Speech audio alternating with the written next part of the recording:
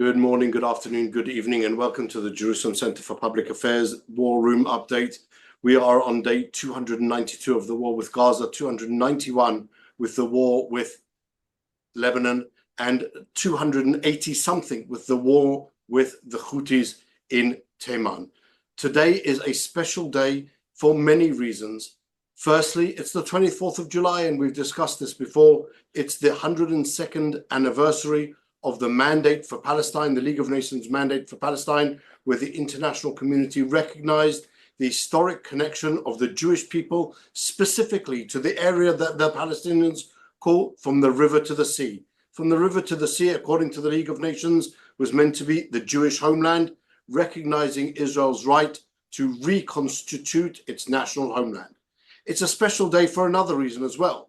Today, Prime Minister Benjamin Netanyahu will appear for the fourth time before a joint congressional hearing and will really state the case of the Jewish people, not only in favor of Israel's security and survival, but really as an opening, as a window to the survival of all of the West.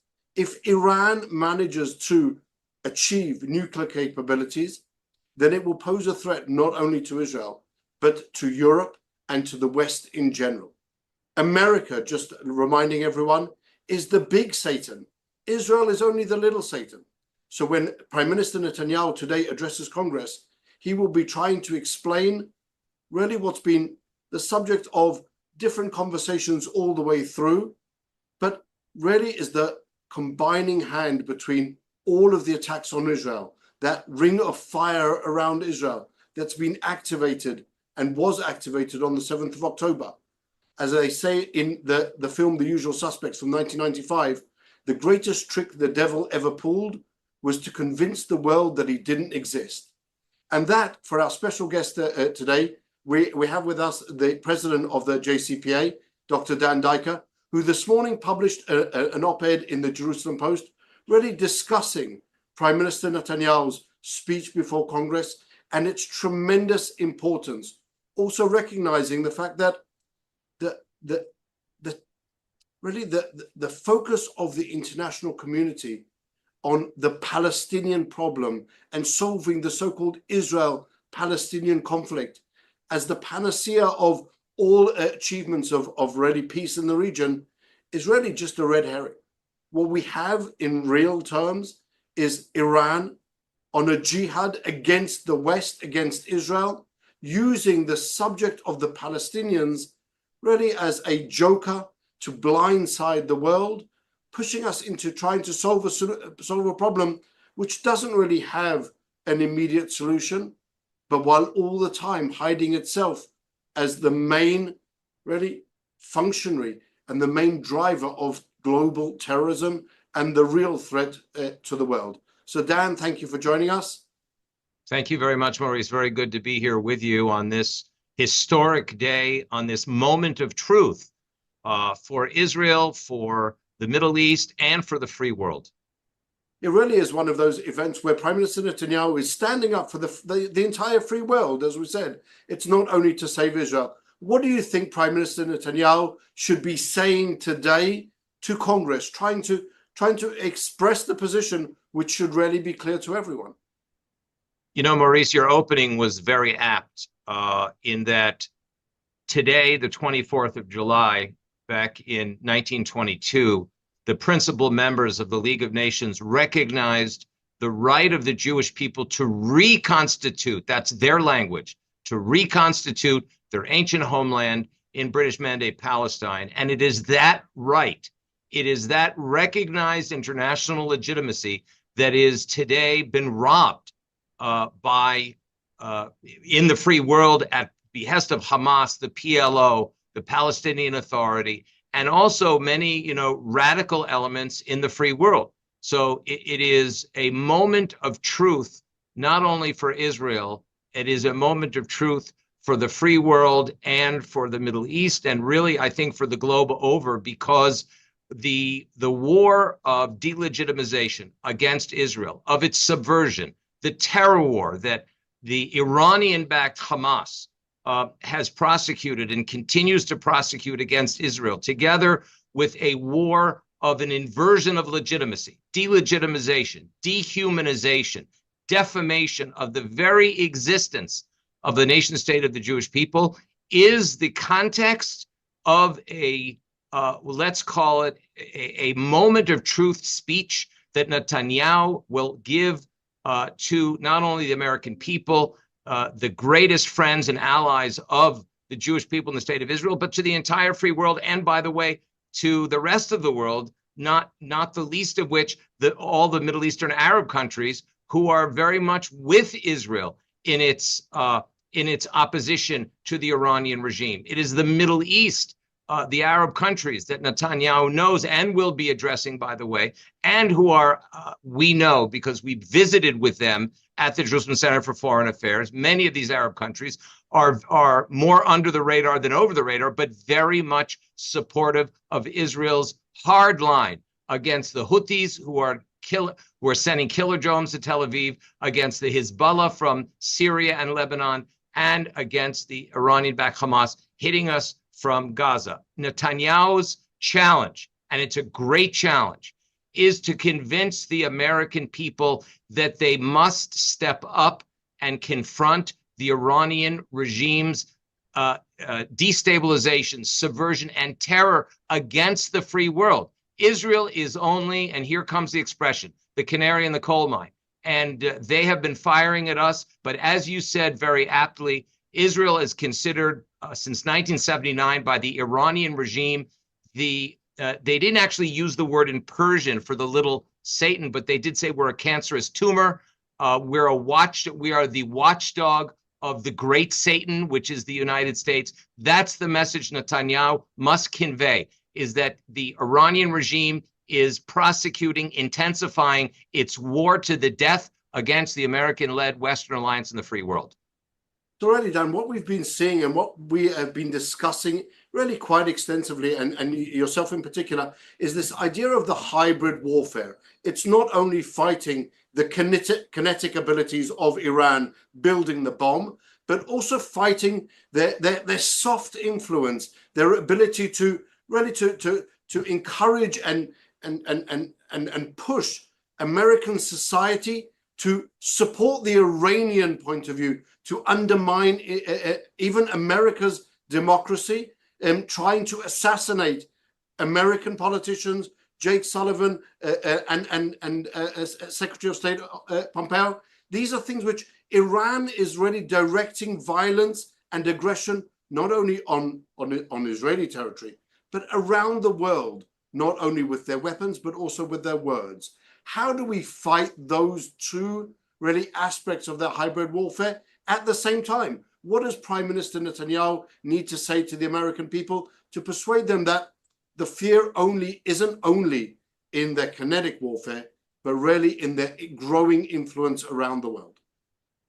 You know, Maurice, just to sharpen one important point that you just made, the Iranians have long penetrated the borders of the United States. It is known and been reported that there have been either Iran sympathetic or actually Iranian agents that have penetrated the United States government, agents of influence, as they call them. And this hybrid warfare, which is the umbrella term that we did use in this morning's front page feature section op-ed, where the Jerusalem Center for Foreign Affairs was featured under my byline with gratitude, is that this hybrid warfare really focuses on the non-military warfare that the world has witnessed and learned from the Soviet Union, from the Nazi regime, from the Iranian regime, and from the Chinese Communist Party. These regimes have used what we call cognitive warfare, psychological warfare, political warfare, forms of warfare that the Chinese call total warfare, the long war. It means influencing the public of your adversary and convincing them that they are wrong, convincing them that they should be demoralized, convincing them that they should give up, convincing them that they are on the wrong side of history. Israel has been less than stellar, to be diplomatic about it, Maurice, in these types of warfare. One of the reasons is that Israel has always been faced with, as you said, kinetic warfare and terrorism realities, the way Israel faces right now in Gaza as we have our discussion here at the JCFA. Just to remind our viewers that we have recently changed our name from the Jerusalem Center for Public Affairs to the Jerusalem Center for Security and Foreign Affairs. And a major aspect of security and foreign affairs, Maurice, as you know all too well, as a former prosecutor in Judea and Samaria, having held the Palestinian Authority to account legally, diplomatically, security-wise, and also in terms of what they call in Hebrew toda'ah, or perception. This has been a key point of weakness in Israel's war against its enemies, is to create perception of the perception of victory, not only on the military battlefield, but on the cognitive battlefield, on the iPhone battlefield, on the social networks battlefield. This is where our enemies have been excellent, and we have been, I would say, compromised. And this is a systemic problem, Maurice, that Israel is going to have to fix immediately, because the world operates its warfare on these iPhones and on, other mobile devices as much or more than they do on the kinetic battlefield. And Israel has got to be able to incorporate this second half of the hybrid warfare calculus into its overall strategic warfare strategies. That was really one of the messages, Dan, that we spoke about yesterday, also in the Knesset hearing, as part of a wider discussion on the difference between the realities of the war and what we would expect of the war. And what we said there yesterday, and it was it was a common theme that came up. While Israel is winning the battle, yes, we're winning the battle on the ground against Hamas in Gaza. We've managed to eliminate thousands of terrorists out of their 40,000 strong force, injure others, arrest others, death tolls that are really unprecedented in the ratio between terrorists and civilians. We're doing, the IDF soldiers on the ground are doing unbelievable work in the most complex urban fighting, really, that any army has had to face ever. And yet, around the world, it appears that we're losing. It's exactly what you're talking about. The iPhone warfare of propaganda images that are spread around the world so quickly, and before you can even think about it, Israel is being vilified for something that it didn't do. The Al-Ahli hospital was one example, and you can carry on more and more. So what do we do in that sphere? What does Prime Minister Netanyahu need to do? What does Israel need to do in order to improve really the way that it manages, controls, combats that propaganda warfare?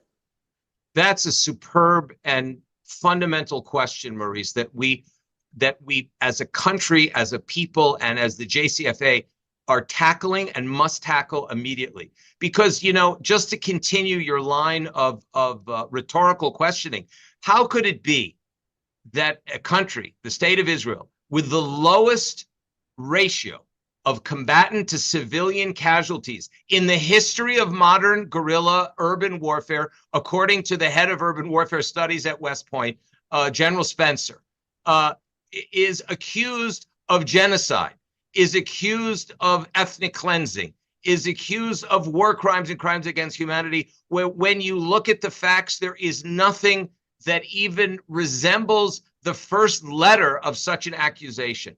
And yet, as you say very eloquently, from the library at the JCFA, how can it be that these accusations, these condemnations are sticking in the consciousness of the international community and are postulates of the international discourse? How can it be that Israel, as a matter of policy and practice, has flooded the Gaza Strip with massive amounts of humanitarian aid, which are being regularly stolen by the Hamas and used by its own terror operatives in the tunnels and above the tunnels, that, by the way, were constructed above schools, above mosques, above residential buildings, and above UN, United Nations relief works agencies compounds. And here is the rub, where Israel needs to do far better is that the October 7th GoPro massacres, which were filmed by the Hamas GoPros, we should be GoProing the Hamas every single minute of every single day since October the 7th. Because the way to win this war is through exposure and education of what the enemy is doing, what the enemy is saying, what the enemy believes, what the enemy is dedicated to. And I dare say, Maurice, that Israel has not done that as frequently and as intensively as it should have, while the other side, with thousands of bots, avatars, so-called journalists who we know have been revealed to be Hamas operatives beginning on October 7th, have been filming, these sort of Hollywood scenes on the one hand of fake news, and on the other hand, they are filming only the destruction without any context, while Israel has been, I think, handled this in a compromised way, and we have not been diligent enough in exposing these interviews in translated Arabic, where these murderers have actually explained in detail the mass rape of children and women and torture and brutality and kidnapping. This should all be documented and broadcast every minute of every day. And I think the free world, led by the United States and its allies in United Kingdom and in France and Spain and in other European Union countries, will still be given and influenced by the facts of the case. But that's why we must expose them every minute of every day. And that's exactly the story, Dan. In normal circumstances, where you have a situation where genocidal terrorists murdered 1,200 people, kidnapped 250 others, and then continue on that fight, on that genocidal fight from all the different fronts, and then are joined by other proxies, creating really that circle of fire around Israel. You would think that the international community would be more on Israel's side. There would be more recognition. Where would you see anywhere in the world where you have 120 hostages being held, and yet the sympathy seems to be with the captors and not the captors?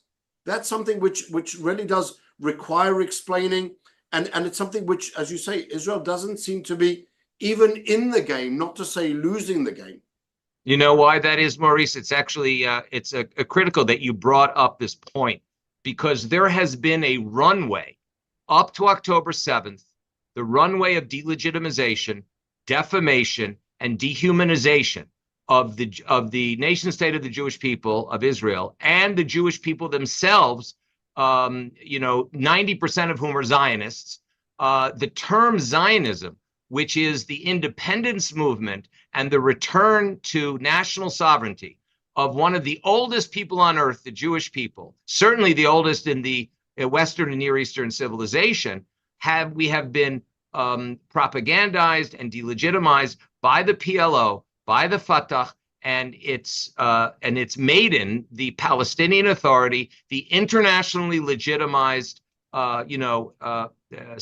let's call it washroom, if you will, of the PLO, on whose file you've been working on for so many years as an attorney and a prosecutor, to reveal, to expose the lies and the deceits that the international community has fallen victim to, that it has assisted, and that ultimately, Maurice, has ended up pulling out the carpet of legitimacy underneath Israel's feet, and has, re-cushioned or re-padded the reality of the Palestinian Authority. What I'm trying to say in short is that we have been witness until October 7th and beyond to an inversion of legitimacy, whereby the Palestine Liberation Organization and the PA and even the Hamas have actually exchanged places with Israel's legitimacy. And today, Israel has been recast as a type of ISIS, Hamas, Al-Qaeda entity, God forbid, but it has been from a perceptual standpoint. And the PLO, PA, and Hamas have been recast as sort of this fledgling, Zionist quest for freedom for its own people. That runway, Maurice, has been being greased and been prepared for decades, since the early 1970s, even before the Palestinian Authority came into existence in 1994. And Israel and its allies have not paid close enough attention to Yasser Arafat's very skilled manipulation within the United Nations system, together with the European Union and the free world. And what was a rhetorical warfare has now become the warfare and the mass atrocity against Israel's legitimacy. That is what led us to the October 7th atrocity climax that you point out so skillfully is such a paradox, because how could it be that in the perfect storm that an ISIS al-Qaeda affiliate called the Hamas, the Iranian-backed Hamas, could actually gain legitimacy through mass murder, mass rape, torture, and kidnapping of innocent civilians? And so, but that's really what we've seen over the decades of the UN activities. The fact that you have entire UN organizations dedicated to supporting that same position of undermining Israel's legitimacy, whilst at the same time boosting the legitimacy of the terrorist organizations. And that's the UN. The UN is this political body where every country has its right to representation, and it's almost inevitable that they will be anti-Israel and anti-Jewish. It has that background in the Soviet period as well. And so that's something which almost is a given. But when we see also Western societies, Western governments adopting the position of Hamas, and that's really what we're seeing with the discussions about the ceasefire, the freeing of the hostages. No one is really saying that we need to ensure that these genocidal terrorists will be entirely removed from any position whatsoever, and that none of their affiliates or of their supporters, like the Palestinian Authority, will never have that ability to again indoctrinate the Palestinian population, really brainwash the Palestinian population, and then send them to murder Jews. That's something which the world and the Western leaders seem to be falling into, that really Iranian trap.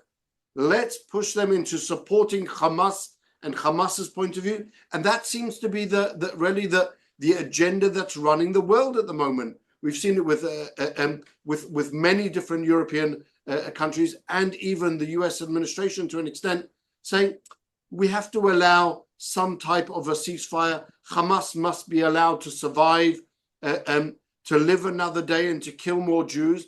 But that's their position. So how do we change that, really, as you said, 70-year, 75-year, 50-year long campaign of the Iranians since 1979 to besmirch Israel, to undermine Israel?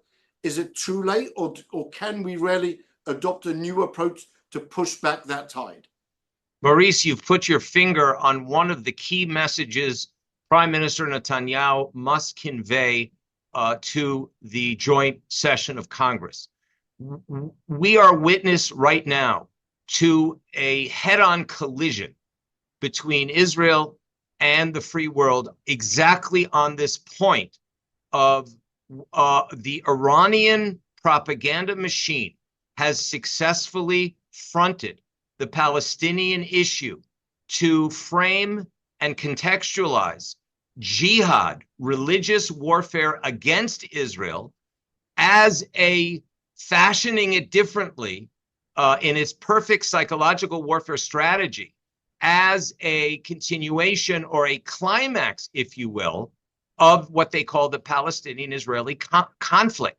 Netanyahu's challenge, and we know that he's a first-class rhetorician, he delivers the message with a punch and with very convincingly, is to essentially disabuse the joint houses of Congress and the American people and the rest of the free world from the lie that the main problem that Israel and the free world faces is the lack of a Palestinian state, or should we say yet another Palestinian terror state, because they had one in Gaza. There is now a mini federal state already de facto in areas A and B of what is known as the former West Bank of Jordan, which we know across Israel as Judea and Samaria. And in fact, what Netanyahu must do this evening is to emphasize that the main source of destabilization, subversion, and terror is this Iranian regime that is using the Palestinian issue to distract the free world in classic political warfare, as we discussed on this program, away from the truth and to subject itself to disinformation that Netanyahu must correct this evening, get the disinformation out and get the correct information in. The Tehran is the source of terror and subversion. And if the United States can pull itself together and align itself with Israel, the rest of the free world, against Tehran, against the mullahs in Tehran, against the IRGC, the Islamic Revolutionary Guard Corps, that is assassinating people in the UK, that is attempting to assassinate former UN ambassador and National Security Advisor John Bolton. And they tried to assassinate, they planned to assassinate Mike Pompeo, former Secretary of State, as well as Salman Rushdie, one of the key opposition members and a man of letters from Iran and other Iranian opposition people. We are going to see this situation get worse and worse and worse. And that leads to massive anti-Semitism. That leads to massive isolation of Israel. And this is not the problem of Israel's policy. It's the problem of Israel's, partially of Israel's failure to correct disinformation and misperceptions. That's firstly, I have to apologize, obviously, from the opening where I said Jake Sullivan that they tried to assassinate, which was wrong. Thanks for that correction, Dan. It was John Bolton, and really that is the story. And what you said at the beginning, I think of your answer there was truly, I think, outrageous. How can it be that Israel is on a collision course with the West on the very fundamental subject of whether to destroy jihadistic terrorists and a jihadistic terrorist organization and to risk its own survival, or whether everyone is together fighting this same common enemy? And it seems to be that you're right in describing that we're actually on a collision trip with a collision course with the West because of the tremendous success of the Iranian propaganda trying to really hide and present this as a completely separate issue. All anyone really needs to do is read Hamas's charter. It's very clear. This is not a question of a territorial argument. It's jihad. No jihads have ever ended peacefully before. And there's no reason to believe that this jihad, the stated jihad, not only of Hamas, but also of Iran, will end in any peaceful way. So what are the Western governments missing in their understanding of the Iranian message, of Hamas's message, of the jihad message? We can't really write it off anymore as possibly we did in the mid-70s to an oil embargo. Something else must be driving that almost willful blindness now. What drives the willful blindness, Maurice, I think, and we've talked about this at length as colleagues and friends, and we deal with this daily in the Jerusalem Center for Foreign Affairs as a leading center for communications, perception, diplomacy, and policy, research-driven policy. It has been a self-inflicted, I would call it a mental syndrome that the free world and Israel bought into in the early 1990s in a desperate search for peace. This desperate search for peace, had driven Israel to convince itself that it was in a conflict that was given to political and territorial compromise.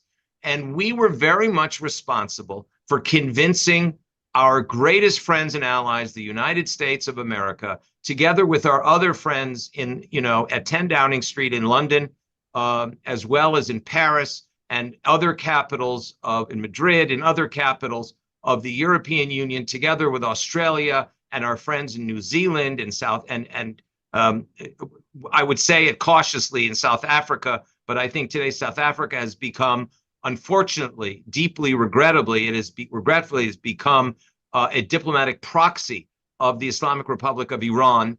But nonetheless, we convinced the world and ourselves that we were in a different conflict, a territorial, political conflict, given to compromise, when our enemies all along were actually laughing at us and encouraging us to understand this, when they were in, as you said very appropriately, they were in a jihad.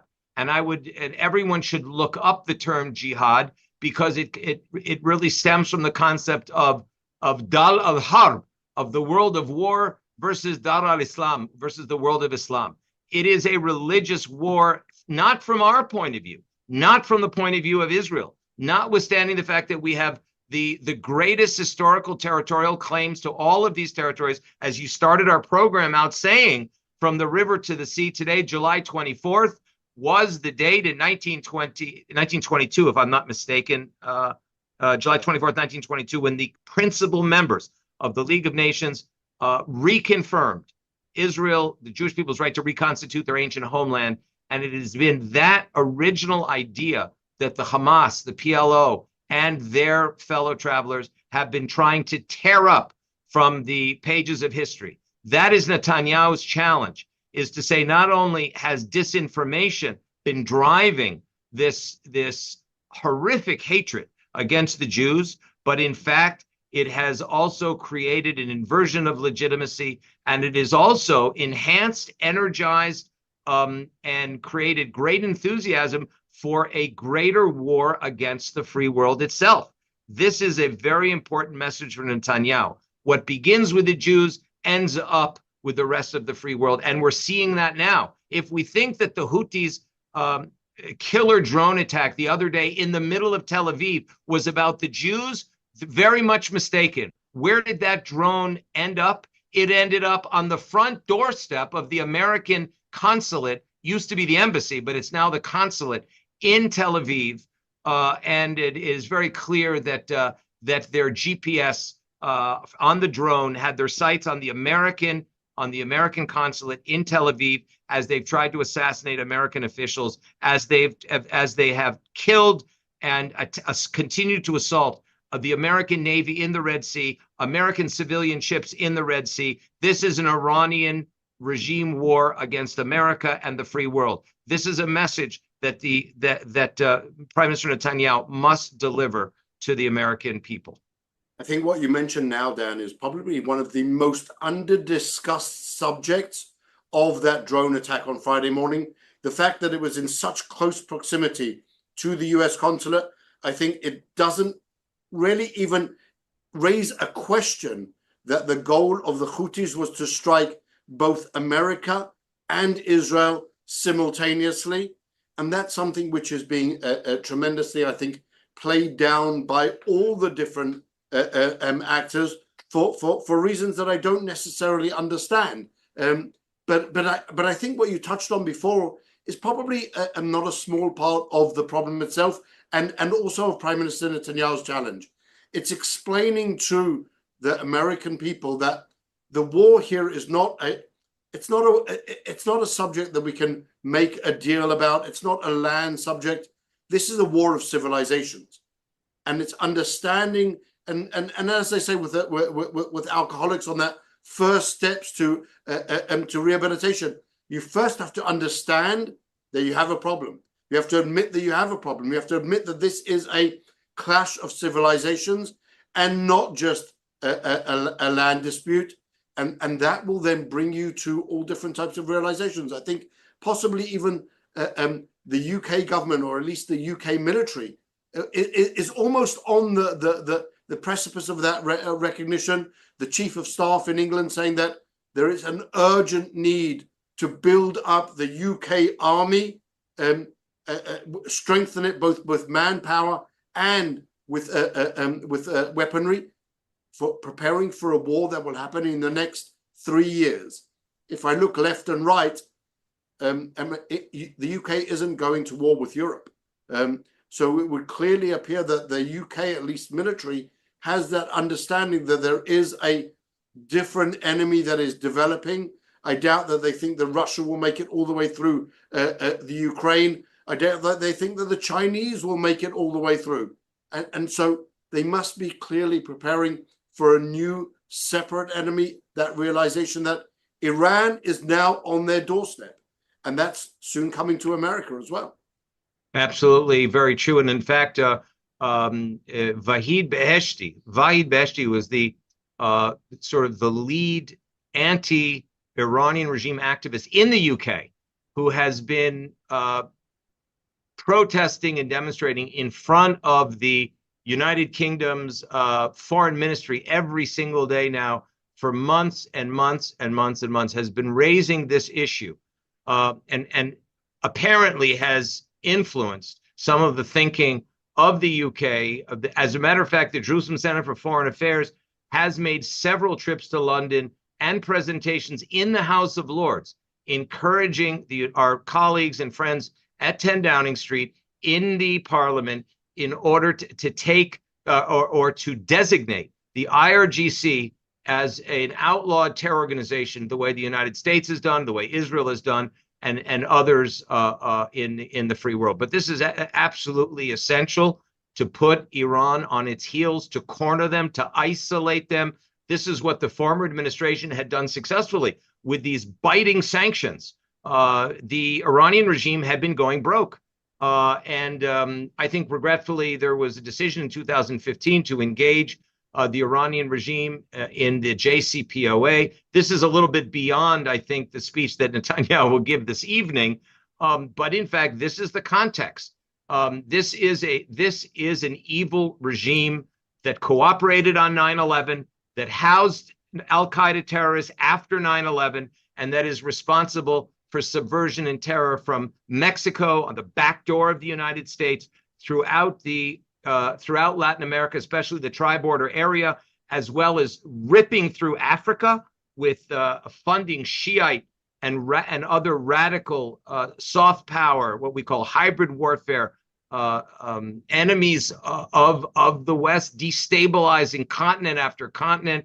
This is the message that must be delivered tonight. It was delivered beginning in 1996 by then first-term Prime Minister Netanyahu. It was then reiterated in 2011, 15 years later, again in 2015. And here, Prime Minister Netanyahu, the first leader to address joint houses of Congress 4 times, actually outdoing Winston Churchill of blessed memory, the former Prime Minister of Great Britain. So one of the things that I think is essential for Prime Minister Netanyahu is also to ensure walking really that very, very thin tightrope. If you I don't know, a tightrope by definition is thin, but really in this case it's even thinner, of maintaining the bipartisan support for Israel. How do you think that Prime Minister Netanyahu is going to manage to ensure that even the possibly the left-hand side, the democratic side, stays on board supporting Israel and understanding the nature of the threat from Iran, as well as persuading the Republican side that the support for Israel is really standing up for the world, the free world, Europe and America at the same time. That's a very delicate path that he needs to take. You're absolutely right, Maurice. And in fact, what the American people and their elected representatives, both on the Democratic side as well as on the Republican side, are looking for a pathway to peace. They keep asking the question, and you know something? It's a very legitimate question. What happens if you defeat the Hamas? What happens the day after? What happens when you smash the Hezbollah? Where do we end up? This has really been a traditional American approach. How do we get to peace? How do we get to compromise? And in fact, I think that the American people should hear from Prime Minister Netanyahu his vision. I will mention here that you took the lead together with General Yossi Cooperwasser, and I participated together with you, together with the Bitronistim, with Brigadier General Amir Avivi, and we presented the Prime Minister with a vision and an operational security plan for the day after already in November of 2023. So we've been thinking about it and writing about it at the JCFA, and very much with your active leadership. And I think, these types of ideas that actually they're on our website, if I'm not mistaken, and people can go and see the types of ideas that we actually advance. Prime Minister has been presented with some of these ideas, and he has them. That the challenge is, Maurice, for him to convey to the American people that unless Israel defeats the Hamas completely, which means perceptually and physically, without having children standing on burned out cars with victory signs, that there is not going to be a day after, because there will not be moderate or local family voices or individuals in Gaza that will risk sticking their necks out and who really do want to cooperate with the state, with Israeli security, because we do want the best for our neighbors. We don't want to see them dead. We want to see them alive, moderate, and peaceful. The problem is that unless we defeat these savages called the Iranian-backed Hamas regime, we won't have a day after. That is the very delicate dance that Prime Minister Netanyahu will have to negotiate as he speaks to a bipartisan audience here or in the United States in the joint houses. What I think is clear, Dan, in the area of immediate communications, of global pictures being really at the fingertips of every single person and really live at any stage of the day, night, morning, whenever it may be. We've seen the Iranians, even the IRGC, taking these programs, taking the JCFA's war room and translating them into Persian and then really spreading them around. We know that they're watching. We know that Prime Minister Netanyahu will be addressing not only the American public, but also the Iranian public and the Iranian regime. And this is something which I think we have to talk about at the same time, which is really it's one of the pushes of the JCFA, not only talking, and that will be the critical part of today's speech, to the Western societies, but also how we get that same perception of victory, not only to the Western societies, not only to Israel, but also to our brethren in the Middle East. How do we take that same picture and spread it around to ensure that everybody around the Middle East knows that Israel has successfully defeated this demon and can now really be part of that, of the community of the Middle East, standing strong together against Iran. That's something which is, I think, essential, right? That we speak to the Arab world as well.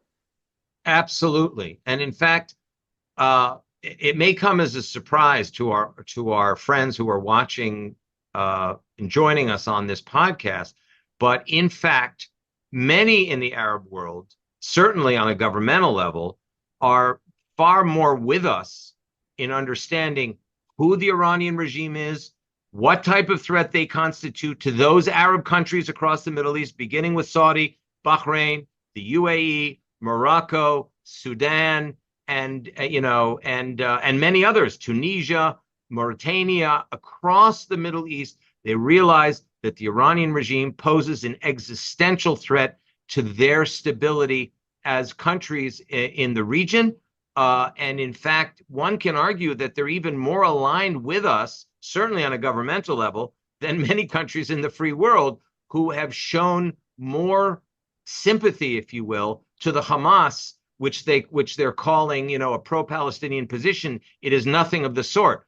As Khaled Abu Tuame has pointed out, our senior Arab affairs expert here at the JCFA, to be pro-Palestinian is to line up against the Hamas and in favor of a moderate, economically thriving a Palestinian entity, which is today being prevented by the Iranian regime as it uses and exploits the Palestinian issue against Israel and drafting Western support for their positions. How's that for political and psychological warfare?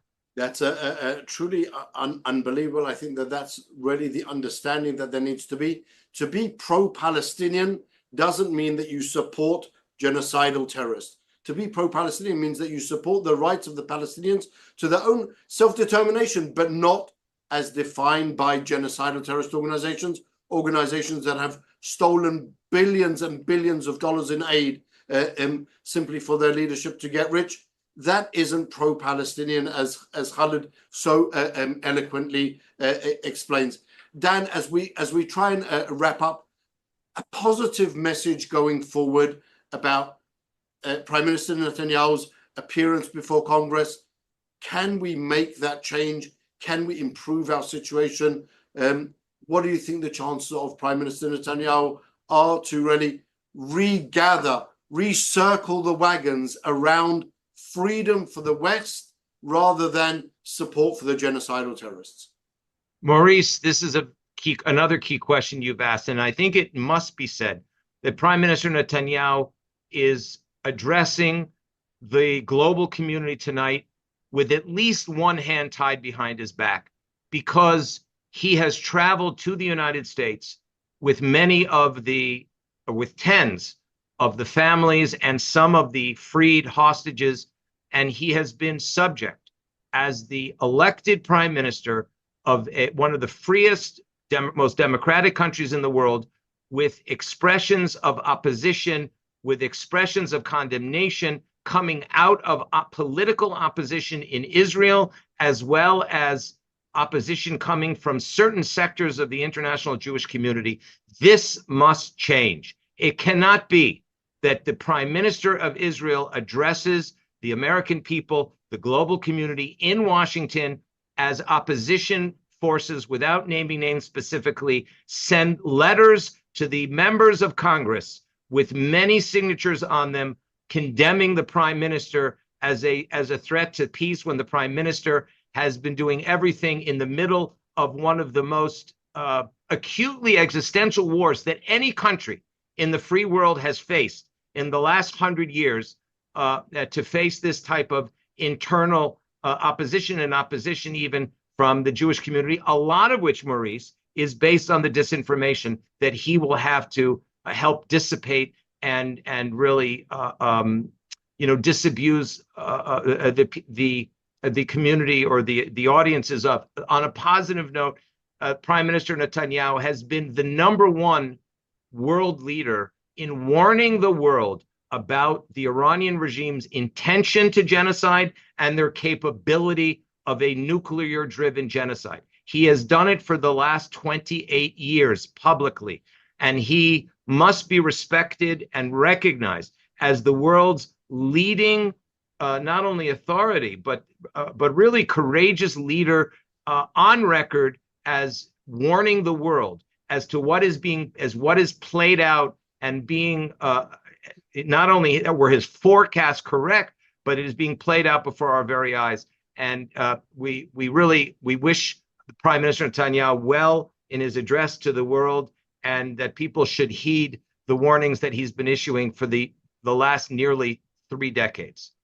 I think that's exactly right, Dan. Expressing support for Prime Minister Netanyahu when he's going on such an important mission during really one of probably Israel's existential wars is something that I think that most 99.9% of Israel's population, both Jews and Arabs alike, would support that, and that's something that we should really wish for him and his success. His success, as they say, is our success, is the success of our children, and their right to carry on living in their ancestral homeland as recognized even by the League of Nations so far back in 1922. I would say, as we close, we won't open this for discussion with your permission, Dan, but I think that our viewers, we will discuss this in one of our future programs, should pay attention to what happened just in the last few days.